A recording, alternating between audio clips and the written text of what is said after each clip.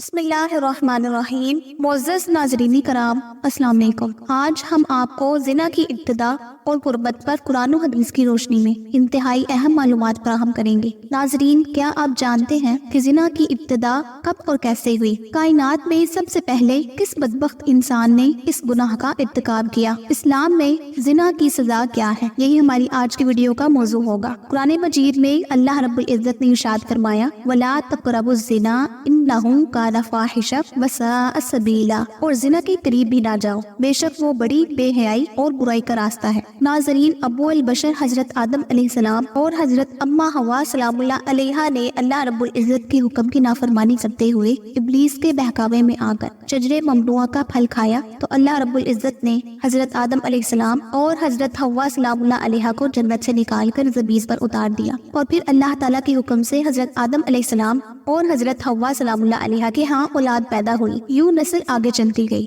ناظرین، اسی دوران حضرت آدم علیہ السلام کے ہاں قابیل اور حابیل دو بیٹے پیدا ہوئے۔ قابیل کی بہن اکلیمہ بہت زیادہ خوبصورت تھی، جبکہ جو لڑکی حضرت حابیل علیہ السلام کے ساتھ پیدا ہوئی تھی وہ اتنی خوبصورت نہیں تھی۔ چنانچہ جب یہ بچے بڑھ کر جوان ہوئے تو ان کی آپس میں شادی کا وقت آیا تو قابیل نے حضرت حابیل علیہ السلام کی بہن کے ساتھ نکاح کرنے سے انکار کر دیا اور کہنے لگا کہ یہ تو بالکل خوبصورت نہیں ہے، میں اپنی بہن اکلیمہ کے ساتھ شادی کرنا چاہتا ہوں۔ یہ معاملہ اس قدر بڑھا کہ حضرت آدم علیہ السلام نے حکم دیا کہ دونوں بھائی اللہ تعالیٰ کی بارگاہ کے اندر اپنی اپنی قربانی پیش کرو۔ جس کی قربانی اللہ کی بارگاہ میں قبول ہوئی وہی شخص اکلیمہ کے ساتھ شادی کرے گا۔ قابیل کھیتی باڑی کا کام کیا کرتا تھا، جبکہ حضرت حابیل علیہ السلام بکریاں چرایا کرتے تھے۔ چنانچہ حضرت حابیل علیہ السلام نے اللہ رب العزت کی بارگاہ کے اندر ایک خوبصورت بکری کا بچہ پیش کیا، جبکہ قابیل نے گیہوں کا گٹھا اٹھا کر اللہ رب العزت کی بارگاہ میں پیش کیا۔ اللہ تعالیٰ کی بارگاہ کے اندر جب یہ دونوں قربانیاں پیش کی گئی تو اس زمانے کے رواج کے مطابق آسمان سے آگ اتری اور اس نے حضرت حابیل علیہ السلام کی قربانی کو نگل لیا، یعنی یہ ثابت ہو گیا کہ حضرت حابیل علیہ السلام کی قربانی اللہ کے حضور قبول ہو گئی ہے۔ جس پر قابیل کہنے لگا کہ ضرور میرے باپ حضرت آدم علیہ السلام نے حابیل کے لیے دعا کی، جس کی وجہ سے اس کی قربانی قبول ہوئی۔ ناظرین، قرآن مجید میں حابیل و قابیل کا قصہ سورہ مائدہ میں آیا ہے۔ جب حضرت حابیل علیہ السلام کی قربانی قبول ہوئی تو قابیل نے حضرت حابیل علیہ السلام کو مارنے کی دھمکی دی۔ روایات کے مطابق حضرت حابیل علیہ السلام قابیل سے زیادہ طاقتور تھے، لیکن آپ نے اللہ کی خوف کی وجہ سے فرمایا، اگر تم مجھے قتل کرنے کے لیے اپنا ہاتھ بڑھاؤ گے تب بھی میں تم کو قتل کرنے کے لیے اپنا ہاتھ نہیں بڑھاؤں گا، کیونکہ مجھے تمام جہانوں کے پروردگار اللہ رب العزت کا خوف ہے۔ اگر تم اس انتہا تک پہنچ جاؤ کہ مجھے قتل کر ہی دو، اپنے گناہوں کے ساتھ ساتھ میری خطاؤں کا بوجھ بھی تمہارے سر ہوگا۔ چنانچہ قابیل نے غصے میں آ کر حضرت حابیل علیہ السلام کے سر پر پتھر مارا، جس سے آپ کی موت واقع ہوگی، اور یہ زمین پر پہلا قتل تھا۔ جب قابیل حضرت حابیل علیہ السلام کو قتل کر چکا تو اسے فکر لاحق ہوئی کہ اب اس کی لاش کو کیسے ٹھکانے لگایا جائے۔ وہ حضرت حابیل علیہ السلام کی لاش کو اپنے کندھوں پر اٹھائے کئی دن تک مارا مارا پھرتا رہا۔ بعض مفسرین نے ذکر کیا ہے کہ جب قابیل اپنے بھائی کو قتل کر چکا تو اس کی لاش 1 سال تک اپنی پشت پر لادے پھرتا رہا۔ پھر اللہ تعالیٰ کے حکم سے 2 کوے آئے اور ان دونوں نے قابیل کے سامنے جھگڑا کیا اور ایک کوے نے دوسرے کوے کو مار دیا، اور پھر اس نے زمین کھود کر دوسرے کوے کو اس کے اندر ڈال کر اس کے اوپر مٹی ڈال دی۔ قابیل نے جب کوے کو دیکھا تو افسوس کرنے لگا کہ میں اپنی بھائی کی لاش کو بھی نہ چھپا سکا۔ چنانچہ پھر اس نے بھی اسی طرح کیا اور حضرت حابیل علیہ السلام کو زمین کے اندر دفن کر دیا۔ ناظرین، جب حضرت حابیل علیہ السلام کی لاش دفن ہو گئی تو قابیل اپنی بہن اکلیمہ کو لے کر شیطان کے مشورے پر یمن کی طرف فرار ہو گیا، کیونکہ مسلسل شیطان اس کے پاس آتا رہا اور اس کو اس بات سے ڈراتا رہا کہ تمہارا باپ تمہیں قتل کر دے گا۔ لہٰذا وہ اپنی بہن کو لے کر دور دراز وادیوں میں فرار ہو گیا، جہاں اس نے سکونت اختیار کر لی اور والد کے دین حق کو چھوڑ کر پہلے آتش پرستی بعد ازاں بت پرستی شروع کر دی۔ دنیا میں قتل و غارت گری، حسد و فساد، آتش پرستی و بت پرستی کی بنیاد قابیل ہی نے رکھی اور تاریخ عالم میں سب سے پہلے اسی نے زنا کا ارتکاب بھی کیا۔ اس نے اپنی بہن اکلیمہ کے ساتھ زنا کیا۔ حضرت آدم علیہ السلام کو اپنے فرزند حابیل کے قتل کا سخت رنج و غم تھا، کیونکہ وہ ان کا جانشین تھا۔ حضرت آدم علیہ السلام اس کی یاد میں 40 سال تک روتے رہے، یہاں تک کہ اللہ نے انہیں حابیل کے بدلے